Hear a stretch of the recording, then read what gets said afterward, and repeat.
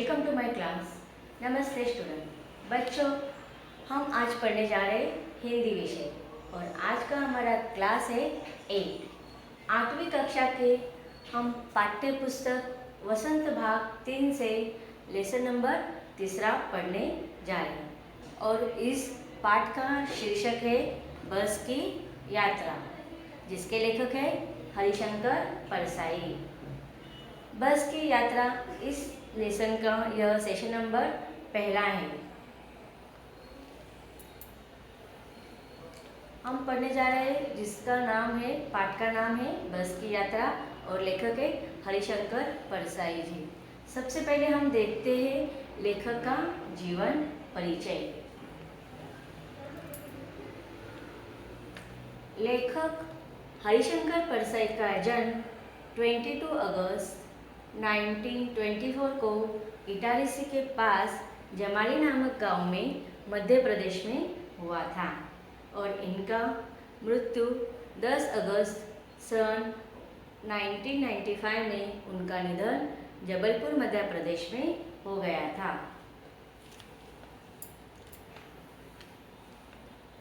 तो बच्चों, आज मैं आपको लेखक तथा व्यंग्यकार लेखक के रूप में लेखक हरिशंकर परसाई इन्होंने साहित्य में कौन कौन से योगदान दिए हैं ये सबसे बताने जा रही हूँ। इन्होंने साहित्यिक रूप में बहुत सारी कहानी संग्रह लिखे हैं। उनमें से है हंसते हैं रोते हैं, जैसे उनके दिन फेरे, दो नाक वाले लोग और रानी नागपनी की कहानी। उनके उपन्यास, अब कहानी और उपन्यास में फ़र्क यह होता है कि कहानी छोटी छोटी होती है और उपन्यास पूरी एक लंबी कहानी के रूप में बहुत बड़ी पुस्तक होती है। तो उन लेखक इन्होंने उपन्यास के रूप में तट की खोज, ज्वाला और जल यह उपन्यास लिखे हैं और रानी नागपनी की कहानी ये उनकी कहानी भी है और उपन्यास के रूप में भी प्रसिद्ध है। आप यह सारी चीज़ें अगर आपको मिलती है पढ़ने के लिए तो आप पढ़ सकते हो। इसके साथ साथ लेखक इन्होंने निबंध संग्रह भी लिखे हैं जिनके नाम कुछ इस प्रकार है। तब की बात और थी,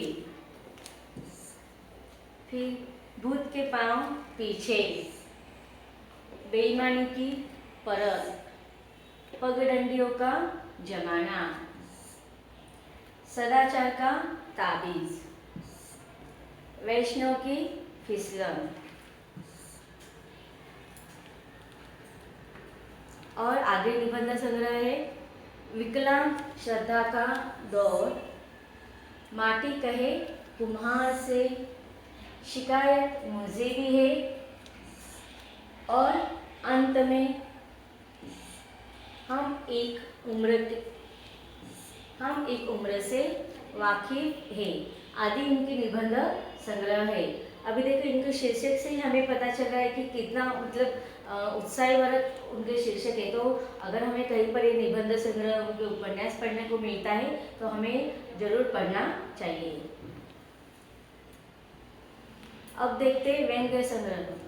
व्यंग्य का अर्थ होता है कि देखो, साहित्य में अलग अलग प्रकार होते हैं लिखने के, जैसे कविताएं होते हैं, उपन्यास होते हैं, कहानियाँ होते हैं, निबंध होते हैं।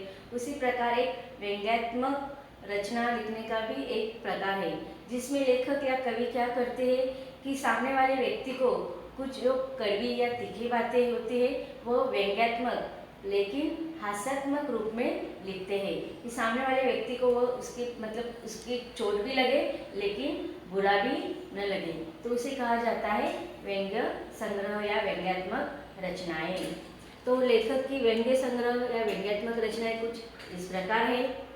वैष्णव की फिसलन, तिरछी रेखाएं, ठिठुरता हुआ गणतंत्र, विकलांग श्रद्धा का दौर।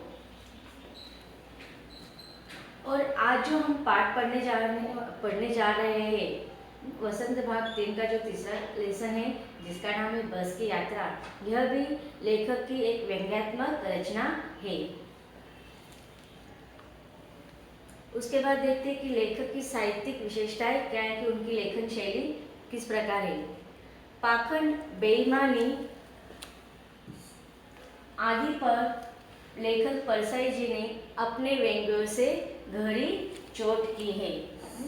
मतलब समाज में जो लोग पाखंडी होते हैं, बेईमानी करते हैं, कि सफ़ेदपोश अमीर लोग गरीबों पर हमेशा किस प्रकार से शोषण करते रहते हैं, तो ये सारी चीज़ें उन्होंने व्यंग्य रूप में, लेकिन उसकी चोट गहरी होनी चाहिए, इस प्रकार से उनकी भाषा शैली के द्वारा लिखी है। साथ साथ वे बोलचाल की सामान्य भाषा का प्रयोग करते हैं और चुटीला व्यंग्य करने में परसाई बेजोड़ है। मतलब उनका हाथ कोई पकड़ नहीं सकता है लिखने के रूप में। उनकी भाषा शैली देखते हैं किस प्रकार की है, जो कुछ लिखते हैं साहित्य के रूप में, उसकी भाषा देखते हैं कैसी है। हरिशंकर परसाई की भाषा में व्यंग्य की प्रधानता है। उनकी भाषा सामान्य और संरचना के कारण विशेष क्षमता रखती है। उनके एक एक शब्द में व्यंग्य के तीखेपन को देखा जा सकता है।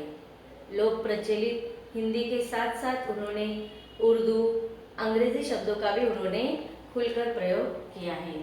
मतलब अगर हम उनकी रचनाएं पढ़ते हैं तो उनकी भाषा जो है हमेशा व्यंग्यात्मक रूप में दिखाई देती है। भाषा सामान्य और होने के कारण साथ साथ उनमें तीखापन भी दिखाई देता है। साथ साथ उन्होंने जो भाषा लिखे, जो अपना लेखन कार्य हिंदी में लिखा है, उसमें अधिकतर उर्दू शब्द और अंग्रेजी के शब्द भी उन्होंने बहुत इस्तेमाल किए हैं। और आज जो पाठ हम पढ़ने जा रहे हैं बस की यात्रा, इसमें जो व्यंग्यात्मक भाषा है वो पढ़ने के बाद हमें समझ में आएगी। लेकिन मुझे पता है आप अगर कहीं घूमने जाते हो, बहुत सारे बच्चे अभी यात्रा है पर यहाँ वहाँ घूमने जाते हैं। अभी छुट्टियों में आप भी यहाँ वहाँ गए होंगे, कभी एक दिन के लिए जाते हैं, कभी 2 दिन के लिए जाते हैं। ऐसे आप मुझे बताइए, अगर आप कहीं घूमने पर जाते हो और ऐसे में अचानक से रात का समय है और आप जिस साधन के द्वारा घूमने जा रहे हैं, यात्रा पर जा रहे हैं, वह साधन चाहे बस हो या कोई अन्य गाड़ी हो, वो अचानक से अगर रात में बंद हो जाए या कुछ उसमें बिगाड़ आ जाए, कुछ प्रॉब्लम हो जाएगा, तो आप क्या महसूस करेंगे? आपको डर लगेगा। हम सिर्फ बात कर रहे हैं तो उसे हमें कितना डर लगता है कि नहीं बाबा, ऐसे रात के समय में कुछ प्रॉब्लम नहीं होनी चाहिए, नहीं तो सबको ऐसे डर लगता है। तो लेखक, जो व्यंग्यकार लेखक है यहाँ पर हरिशंकर परसाई, इन्होंने इस बस की यात्रा में इसी प्रकार अपने बस की यात्रा करते समय किस प्रकार का अनुभव उनको आया है, वह व्यंग्यात्मक रूप में उन्होंने लिखा है। तो सबसे पहले हम देखते हैं, इस लेसन को हम पढ़ते हैं। बच्चों, हम पढ़ रहे हैं वसंत भाग 3 का तीसरा लेसन, जिसका नाम है बस की यात्रा। इस पाठ में लेखक ने व्यंग्यात्मक रूप में अपनी यात्रा का वर्णन किया है कि किसी एक जगह उनको जाना था, पन्ना इस जगह पर उनको जाना था, और आगे से उनको अपने उस स्थान पर जाकर, उस जबलपुर जाकर वहाँ से ट्रेन पकड़नी थी और वह समय पर उस जगह पर पहुँचना चाहते थे, लेकिन वह अपनी जगह पर पहुँच पाए या नहीं, इसका वर्णन इस पाठ में लेखक ने किया है। तो सबसे पहले हम पाठ को पढ़ते हैं।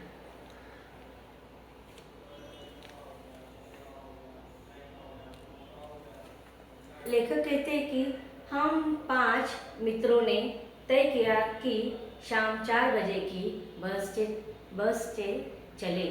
पन्ना से इसी कंपनी की बस सतना के लिए घंटे भर बाद मिलती है, जो जबलपुर की ट्रेन मिला देती है। तो देखो, लेखक अपने 5 दोस्तों के साथ तय करते हैं, तय करना मतलब निर्णय लेना, तय करते हैं, निर्णय लेते हैं कि वह शाम 4 बजे की बस से, पन्ना से इसी कंपनी की बस से सतना के लिए घंटे भर बाद मिलती है।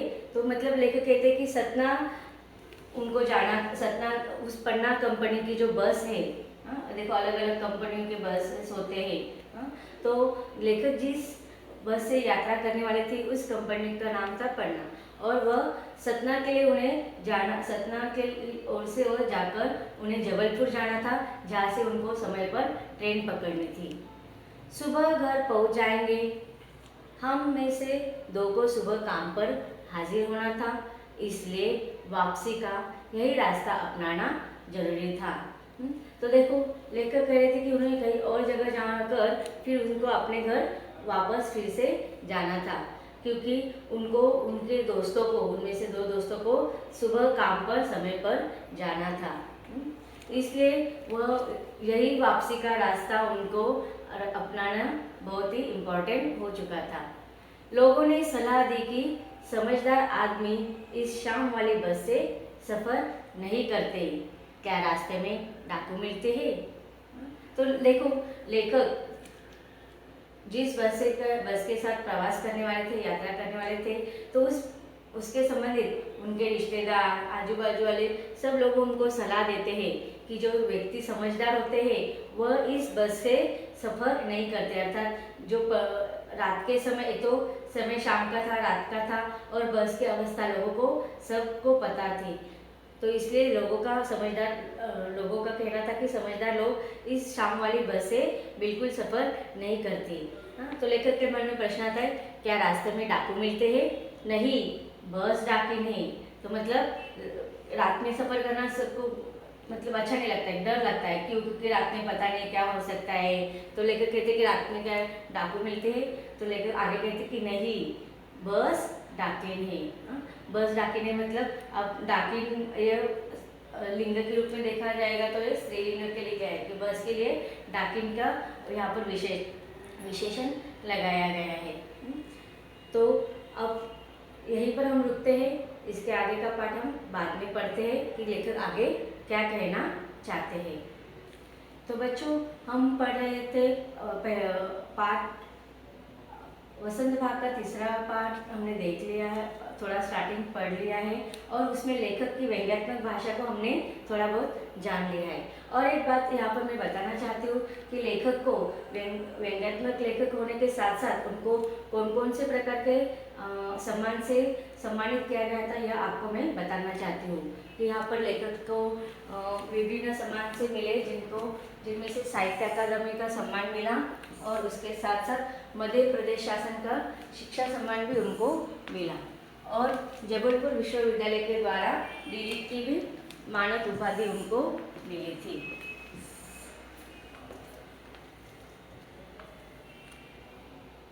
तो बच्चों, हमने पाठ बस की यात्रा, इसका पहला भाग में हमने लेखक का जीवन परिचय देखा, और बस की यात्रा इस पाठ के पहले परिचय को हमने रीडिंग करा। अब इसके आगे के पाठ को हम विस्तार से पढ़ेंगे इसके अगले भाग में। मिलते हैं अगले भाग में।